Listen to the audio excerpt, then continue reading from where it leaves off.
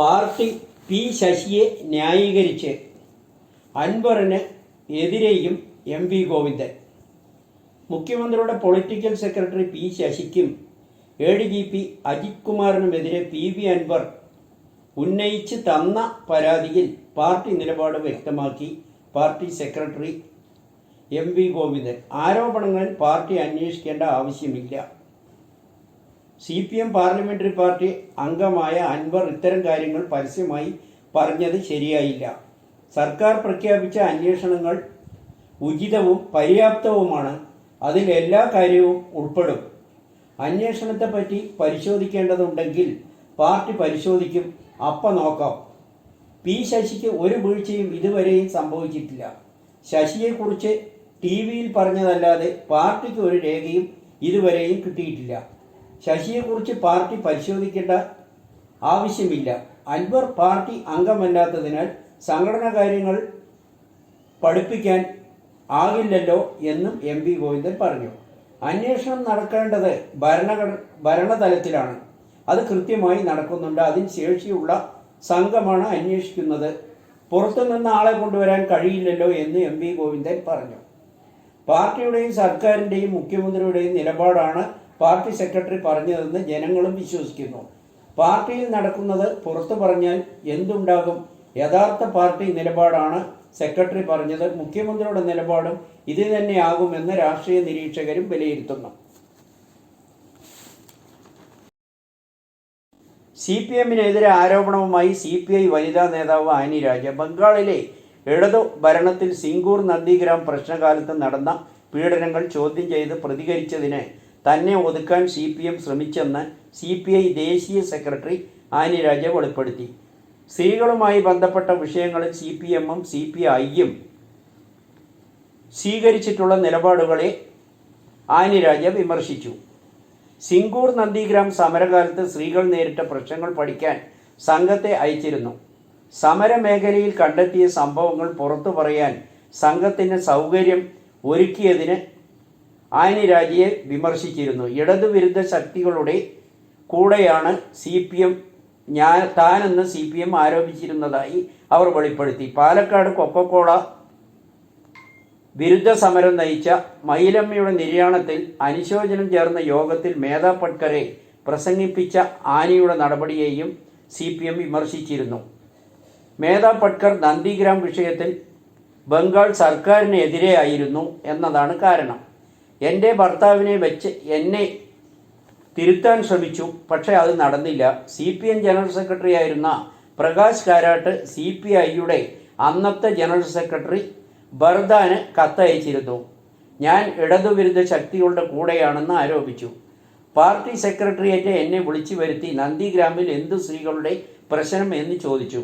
തുടരെ എന്നോട് ചോദ്യങ്ങൾ ചോദിച്ചപ്പോൾ ഞാൻ ബർദാനോട് ഗുജറാത്ത് കലാപത്തിൽ ഒരുപാട് ബലാത്സംഗങ്ങൾ നടന്നു, അതിനെ പാർട്ടി അംഗീകരിക്കുന്നുണ്ടോ എന്ന് തിരിച്ചു ചോദിച്ചു. ഞാൻ പാർട്ടി ലൈനാണ് അംഗീകരിച്ചതെന്ന് പറഞ്ഞു. ബലാത്സംഗം ഗുജറാത്തിലായാലും ബംഗാളിലായാലും ഒന്നു തന്നെയാണെന്നും ഞാൻ പറഞ്ഞിരുന്നു എന്നും ആനി രാജ വെളിപ്പെടുത്തി. സ്വർണ്ണക്കടത്ത് കേസ് അട്ടിമറിച്ചത് ADGP അജിത് കുമാറാണെന്ന് HRDS സെക്രട്ടറി അജി കൃഷ്ണൻ. സ്വർണ്ണക്കടത്ത് കേസ് അട്ടിമറിച്ച വിവരങ്ങളാണ് പുതിയ വെളിപ്പെടുത്തലിൽ പുറത്തുവരുന്നത്. മുഖ്യമന്ത്രി പിണറായി വിജയനെതിരെ മിണ്ടരുതെന്ന് ഷാജി കിരൺ വഴി കേസിലെ പ്രതി സ്വപ്ന സുരേഷിനോട് പറഞ്ഞു. ADGP പലതവണ ഷാജി കിരനുമായി ബന്ധപ്പെട്ട് ഭീഷണി മുഴക്കിയതായും വെളിപ്പെടുത്തുന്നു. ഷാജി കിരൺ സ്വപ്നയെ കാണാൻ വന്നിരുന്നപ്പോഴാണ് നിരന്തരം ADGPയുടെ കോളുകൾ വന്നത്. നിങ്ങൾ മറുപടി പറയൂ എന്ന് പറഞ്ഞ് സ്വപ്നയെ ഭീഷണിപ്പെടുത്തുകയായിരുന്നു. സ്വപ്നയെ നിശബ്ദയാക്കാനാണ് എല്ലാ നീക്കങ്ങളും നടത്തി ഭീഷണിപ്പെടുത്തുകയായിരുന്നു.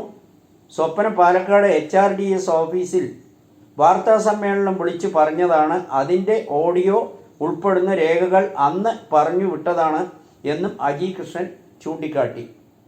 അൻവറിലൂടെ ആരോപണത്തിലും സ്വർണ്ണക്കടത്തുമായി ബന്ധപ്പെട്ട് ADGPയെ ചൂണ്ടിക്കാണിക്കുന്നുണ്ട്. പക്ഷേ അൻവർ MLA എന്തൊക്കെ ആരോപണങ്ങൾ ഉന്നയിച്ച് സർക്കാരിനെതിരെ പാർട്ടിക്കെതിരെ പ്രതിസന്ധിയിലാക്കിയാലും അവസാനം തിരിച്ചടി ഉണ്ടാകും. ചിലരെല്ലാം തൊട്ടാൽ കൈ പൊള്ളും. അതീവ രഹസ്യങ്ങൾ സൂക്ഷിക്കുന്ന കലവറകളാണ് അവർ. അവർക്കെതിരെ ചെറുവിരൽ ചൂണ്ടില്ല ചെറുവിരൽ അനക്കില്ല. ഒരു MLAയ്ക്ക് മുകളിൽ തന്നെയാണ് ADGPയും പൊളിറ്റിക്കൽ സെക്രട്ടറിയും എന്ന് സർക്കാരിൻ്റെയും പാർട്ടിയുടെയും പ്രോട്ടോകോളിൽ വ്യക്തമാണെന്നതിൻ്റെ ഉദാഹരണമാണ് MLAയുടെ പരാതിയിൽ ഉണ്ടായതെന്ന് രാഷ്ട്രീയ നിരീക്ഷകർ വിലയിരുത്തുന്നു. പ്രതിപക്ഷവും അത് ചൂണ്ടിക്കാണിക്കുന്നു. പൂരം കലക്കിയത് വൻ വിവാദമാകുന്നു. മുഖ്യമന്ത്രി അറിഞ്ഞുകൊണ്ടെന്ന് പ്രതിപക്ഷം. CPM BJP ധാരണയെന്ന ആരോപണവും ശക്തമാകുന്നു.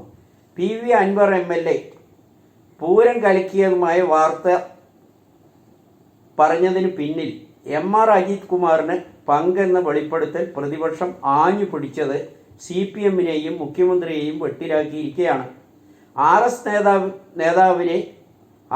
നേതാവിനെ കണ്ടത് ശരിവെച്ചുകൊണ്ട് ADGPയുടെ മുൻകൂർ ജാമ്യം ആരോപണം ശരിവയ്ക്കുന്നതാണ്. ഇന്റലിജൻസ് റിപ്പോർട്ട് ഉണ്ടായിരുന്നിട്ടും മനഃപൂർവ്വം മുഖ്യമന്ത്രിയുടെ അറിവോടെയാണ് പൂരം കലക്കിയത്. BJPക്ക് അക്കൗണ്ട് തുറന്നു കൊടുക്കാൻ BJPയും CPMും തമ്മിൽ ഉണ്ടാക്കിയ രഹസ്യധാരണ നടപ്പിലാക്കാനാണ് ഈ നീക്കം നടന്നതെന്ന ആരോപണം വ്യാപകമാകുന്നു.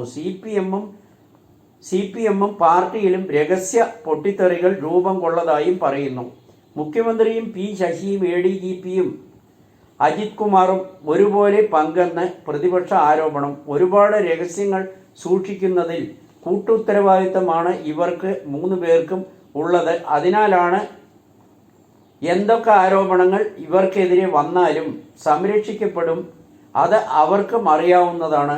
സ്വകാര്യ സന്ദർശനമാണ് RSS നേതാവിനെ കണ്ടതെന്ന് ADGP പറയുമ്പോൾ ആഭ്യന്തര വകുപ്പിൻ്റെ പ്രധാന ചുമതല ADGP വഹിക്കുന്ന ഭരണ കക്ഷിയേക്കാൾ എന്ത് ബന്ധമാണ് RSS നേതാവുമായിട്ട് ADGPക്ക് എന്ന ചോദ്യം വിലപ്പെട്ടതാണ്.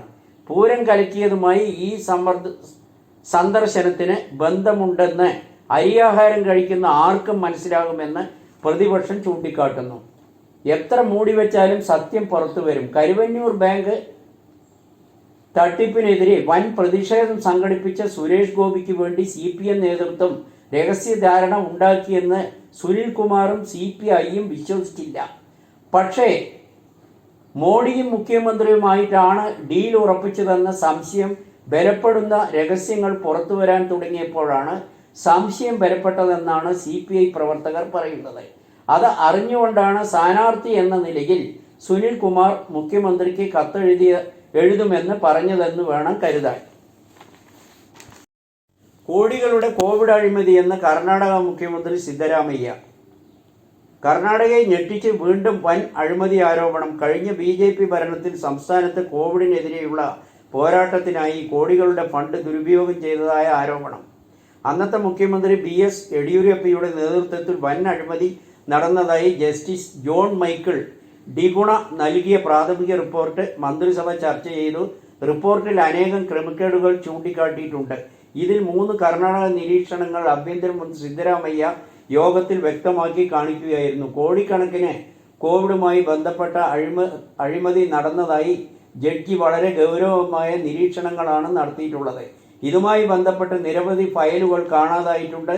നിരന്തരമായി പ്രസ്തുത ഫയലുകൾ ആവശ്യപ്പെട്ടിട്ടും തന്നില്ലെന്ന് റിപ്പോർട്ടിൽ പറയുന്നു. 13,000 കോടിയാണ് കോവിഡിനായി സംസ്ഥാനം ചെലവഴിച്ചത് എന്നാണ് പറയുന്നതെങ്കിലും ഔദ്യോഗികമായി വ്യക്തമാക്കാൻ കഴിഞ്ഞിട്ടില്ലെങ്കിലും ഏകദേശം 1000 കോടിയുടെ വെട്ടിപ്പാണ് നടന്നിട്ടുള്ളതെന്ന് സൂചനകളാണ് വരുന്നത്. മാസങ്ങൾക്കുള്ളിൽ അന്തിമ റിപ്പോർട്ട് ലഭിക്കുമെന്നും അടുത്ത ശീതകാല പാർലമെന്റിൽ അത് അവതരിപ്പിക്കുമെന്നാണ് അറിയുന്നത്.